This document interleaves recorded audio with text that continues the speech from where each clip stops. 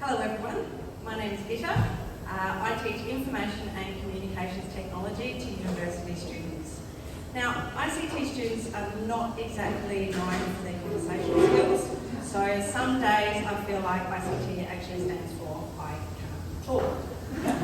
So I've worked in the ICT industry for a long time, working on information systems, communication systems, business process management, and when I go to Coles, this is what my brain looks like.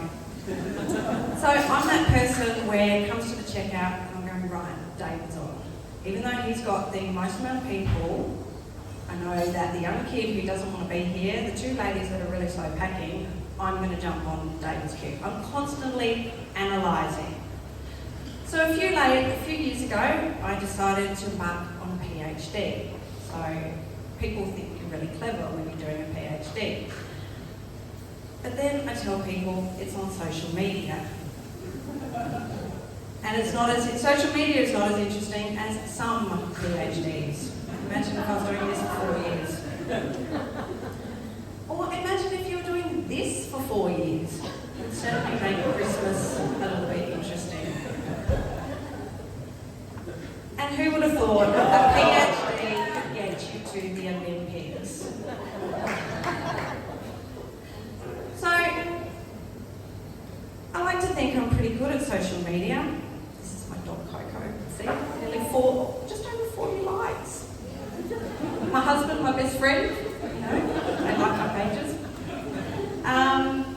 This one I did a bit better. So this is my daughter at the Year 12 formal. See, it's nearly 100 likes. So I like to think I'm a bit good at social media. But my kids actually think I'm a bit rubbish at social media. Because all I do is make soccer mum posts. So I think of social media as an electronic diary. It's my personal information and communication system, keeping all my precious data for years to come. The memories. And I didn't think I posted that much on social media, but when I started doing this presentation, I figured, yeah, I did post a little bit. So, why social media? To me, it's just another information system. So during my time in the industry, I was that person between upper management and the users. And I was that bridge to make sure the business was using technology for purpose. So have you turned it on? Have you turned it off? Have you followed the process? Is it plugged in? And have you ever been that person that is stuck between middle management, upper management wanting something, and then a whole bunch of other people wanting something as well, and you just can't give that to them? So my research was looking at social media administrators at Queensland Health. I wanted to know what they thought. I didn't want to know what the bigwigs thought, didn't want to know what the consumers thought. We all know what the consumers think. So I was looking at the middleman or the middlewoman to see what was going on. I was curious. I love information systems. So why health? Well, my children have a few health issues, and it was navigating the health system. I've seen every healthcare professional under the sun here in Cairns. But don't feel sorry for me because my kids are just super sporty. So I know some of you have had your own interactions with Queensland Health, and sometimes it's not fun. And I got thinking, well, how can we make health services better? What can social media do? How does it work? What works? What doesn't work? What do we know? What don't we know? So in looking for information about my son, because he's always injuring himself, maybe I turn to social media. And I might see this. Has anyone seen this one? Battle screening. Yeah, great video, that one. Or I might see this. And I thought, well, I don't know if my 15-year-old son, if this is applicable. Or maybe it is. I'm not sure. But the goal of health communication is to improve the health of Queenslanders. That's what we want our health communication for. So I chose Queensland Health. I'm a Queenslander. Queensland Health is Queensland's largest health care provider. comprising of a network of 16 hospital and health services and the Department of Health in Brisbane, that's their corporate office, and each have their own social media team. They were decentralised and essentially dealing with 17 different departments in Queensland Health. So this is Queensland Health in a jigsaw puzzle, umbrella puzzles. Other thinking is that social media is just an information system. And I'm curious, how do these 17 different departments use social media? Is it the same? Is it different? What do they do different? What do they improvement? Do they talk to each other? Do they all work together? How does it all work?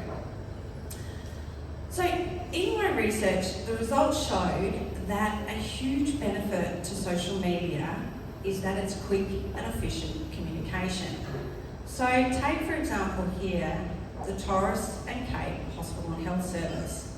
It spans over 130,000 square kilometres, 30 different communities, and just to give you a bit of comparison, Tasmania is 68 square kilometres.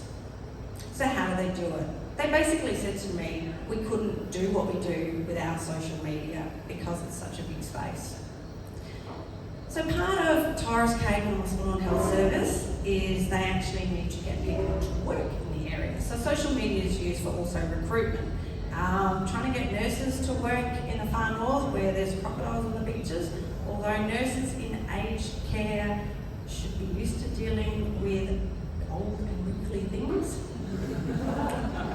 But what I learned is that staff on the ground in these communities actually have a massive impact on social media. The audience here is different to what it is in southeast Queensland. Our needs are different, and in the far north we actually want to see locals, we want to see community people in our social media. So here we have Jan in Lockhart River. She's a nurse and she's teaching kids to clean their teeth. So social media is critical for spreading health messages, particularly in the Torres and Cape. They don't have a lot of clinics all the time, so it's really important that they advertise when clinics are in the local area. So what I learned was you can't have a one-size-fits-all approach to health communication in Queensland. It's so diverse, so social media locally has a massive impact. They said to me several times, we couldn't get the messages out quickly and efficiently without social media. What Torres and Cape also said to me was, he said, but it's a double-edged sword because social media means that people can actually talk back. It's not like newspaper and TV, where it's only one way. People can actually talk back. So then we have the problem with misinformation. So what I learned was that managing social media in healthcare is actually really a lot harder than we think. It's really tricky. And social media administrators have to deal with a lot of stuff that you probably wouldn't even think of. They're journalists, they're communication staff, they're media staff, they're not doctors and nurses, but people speak to them like they're doctors and nurses and asking lots of health questions. This quote here is verbatim that they said people think we're in cahoots with the big pharmacies. This was around the time of COVID, and that speaks for itself. So misinformation is the most challenging part of social media. And dealing with fake news seems never-ending and completely random. And this one, so a couple of years ago, fake news was going around that Scott Morrison pooped his pants at McDonald's. How strange, how bizarre. So now you're probably all wondering, well, how did Cairns and Hinterland Hospital and Health Service fare? They are amazing. They're doing a fantastic job. They were the first ones to bring the idea that social media posts are permanent. They're a knowledge bank. They're the news you can use. You go back to them. You can scroll back months, weeks, and looking for the information that you want. And once again, it covers a lot larger area than you would probably think.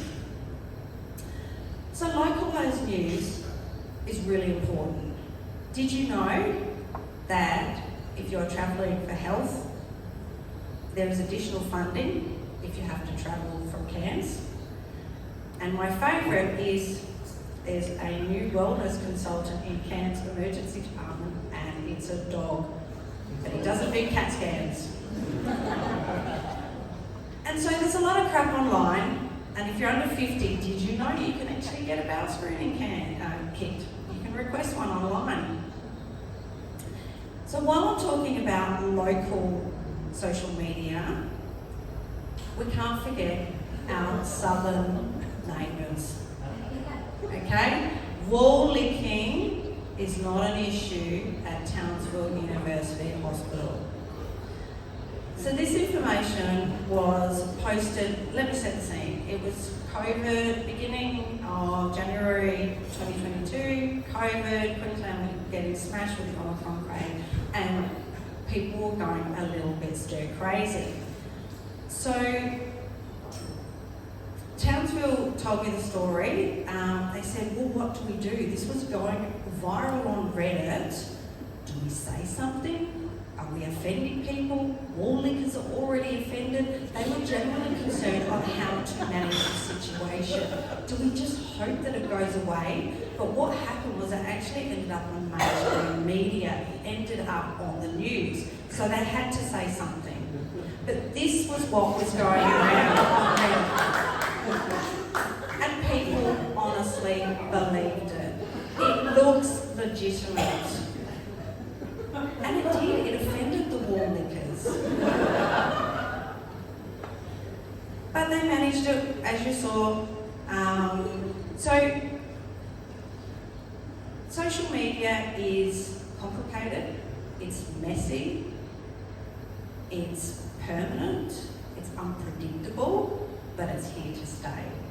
So I haven't actually finished the PhD yet, so I can't tell you too much, but what I'm working on is a conceptual framework on how to optimise the use of social media in Queensland health. And remember that big complicated diagram I showed you at the beginning? That's still going on in my brain. Thank you for listening.